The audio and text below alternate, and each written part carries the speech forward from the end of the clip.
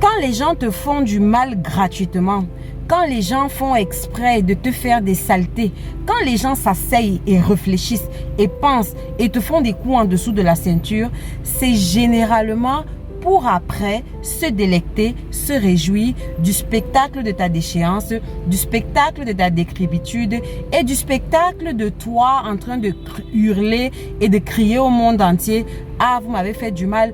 Ah, pourquoi les gens sont méchants ?» C'est juste ça.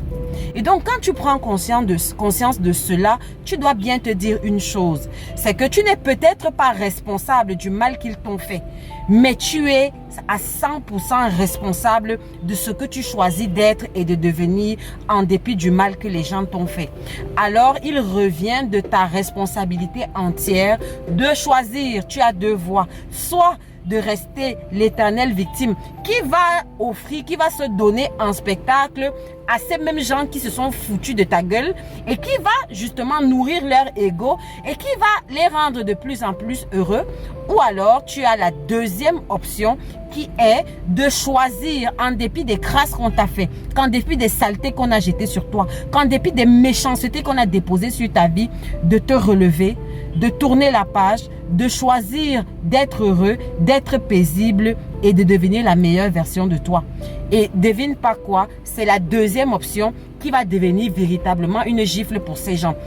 Tu veux savoir qu'est-ce qu'il faut faire pour te venger? Tu te demandes comment rendre, et j'entends ce besoin légitime, à ces gens le mal qu'ils t'ont fait en devenant heureux, en devenant heureuse, en devenant la meilleure version de toi-même, en décrochant cette promotion, en devenant plus belle, en devenant plus soignée, en devenant plus intellectuelle, en devenant plus wow, en devenant toi-même de plus en plus amoureuse de ta vie et de toi-même. Ce sont ces mêmes gens qui t'ont fait du mal, qui à un moment donné vont s'asseoir par terre et vont désormais te regarder à la télé et vont se dire que qu'est-ce qui n'a pas marché.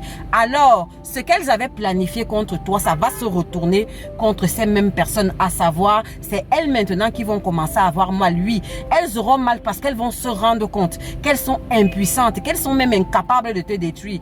Et oui, tu dois leur démontrer que on ne peut pas te détruire. Tu es indestructible. Et que la personne qui peut te détruire, ce n'est que ton Dieu.